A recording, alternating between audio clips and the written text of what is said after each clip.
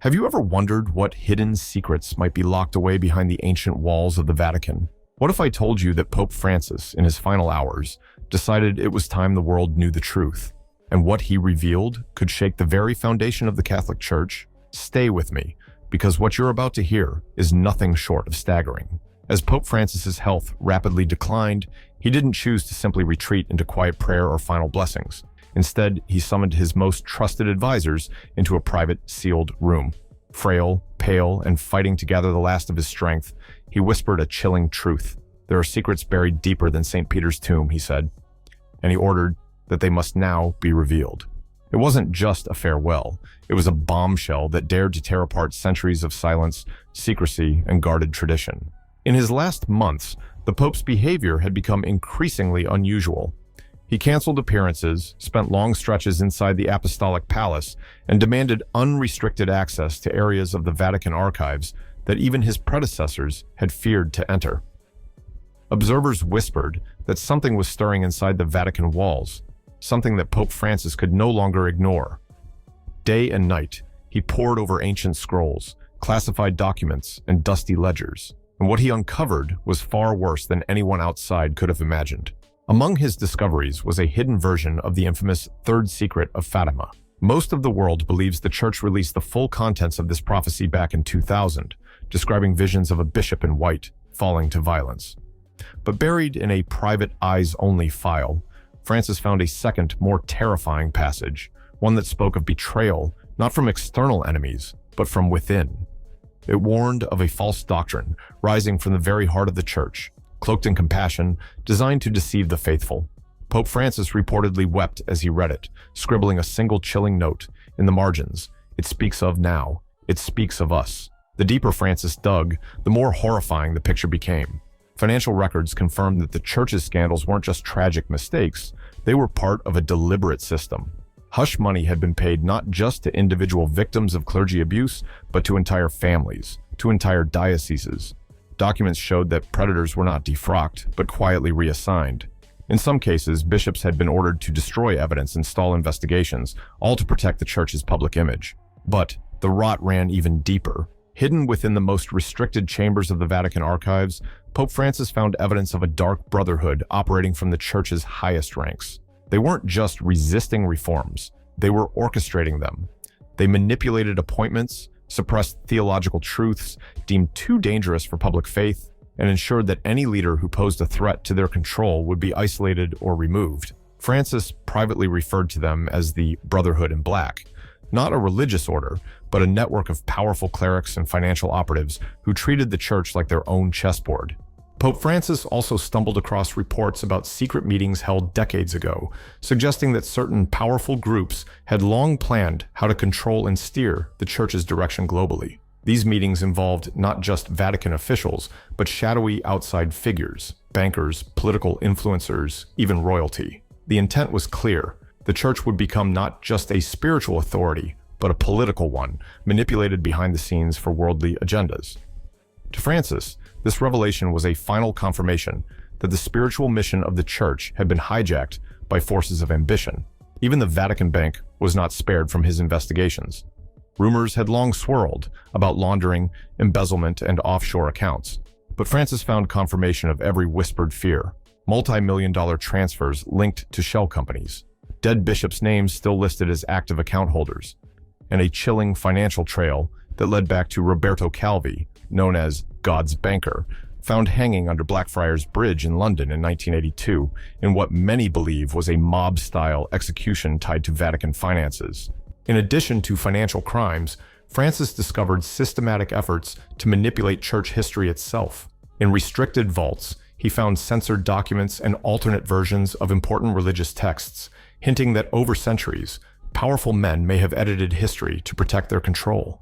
Ancient prophecies, early church decrees, and even gospel interpretations had been selectively presented to the public, while original versions lay hidden in locked chambers. It was a revelation that shook Francis to his very core. Faith itself had been reshaped to suit power. Haunted by what he had seen, Francis believed he now understood the fate of his predecessors. Pope John Paul I lasted only 33 days in office before dying under mysterious circumstances, just as he was beginning to investigate Vatican corruption. Pope Benedict XVI's shocking resignation, the first in 600 years, had not been motivated by age or frailty alone. His private journals, discovered by Francis, spoke of a Vatican surrounded by wolves, a network so deeply entrenched that reform from within seemed almost impossible. Francis realized he was facing the same battle and that it might cost him his life. Hidden inside a worn Bible on his nightstand, Francis kept a letter written by Benedict XVI to his successor. It warned of a clandestine network operating within the Vatican, controlling appointments, suppressing documents, and ensuring their reign of silence continued. After reading the letter, Francis added one trembling line beneath it: "I believe him, and I will not run." Privately, Francis knew he might not survive. He made digital copies of every document he uncovered, sending them to trusted allies around the world. "If I fall," he wrote, "the truth will still rise." And still, he refused to back down. Even as resistance inside the Vatican intensified, even as powerful insiders grew bolder in opposing his reforms, Pope Francis pushed forward, knowing full well the risks he faced. The final days were filled with signs of urgency. Francis canceled more public appearances, and insiders noted a flurry of last-minute communications between him and certain trusted bishops around the world. Some believe he was preparing to publicly release his discoveries, perhaps at Easter Mass, the most visible stage in the Catholic calendar. Others speculate that he was planning to convene an extraordinary council to confront the Church's darkest truths head-on. Whatever the plan was, time ran out. Then came the final days. The Vatican's official announcement of Pope Francis's death raised more questions than answers. There was no clear cause of death given. Conflicting reports circulated about who had found his body. Some said a personal secretary, others a nun who brought his morning coffee. No autopsy was performed. His body was embalmed almost immediately, a move that sparked grim comparisons to Pope John Paul I's suspiciously rapid embalming decades earlier. Was it merely tradition or an attempt to conceal something darker? Within days of his death, theories exploded. Some claimed insiders within the Vatican, desperate to halt his reforms and prevent the exposure of buried secrets, had acted to remove him. Others speculated that powerful figures tied to the Vatican Bank feared financial scandals about to erupt. And some even suggested that international intelligence agencies or extremist groups saw Francis's efforts to decentralize church power as a threat to global influence. Whatever the truth, one fact is undeniable. Pope Francis's death came at a critical crossroads for Catholicism. His efforts to reform governance, to clean up financial corruption, and to confront the clergy abuse crisis all now hang in limbo. The sacred seat of St. Peter sits vacant, and the world anxiously awaits the next chapter. Will the new pope continue Francis's legacy, daring to confront the darkness within, or will the Church retreat back into the comforting shadow of secrecy? Even before his death, Francis presided over a church torn between two visions. On one side, progressive Catholics urged for faster reforms, greater inclusivity, greater transparency, a church that met the modern world with open arms. On the other, traditionalists fought to preserve ancient rituals, strict doctrine, and the authority structures that had defined Catholicism for centuries.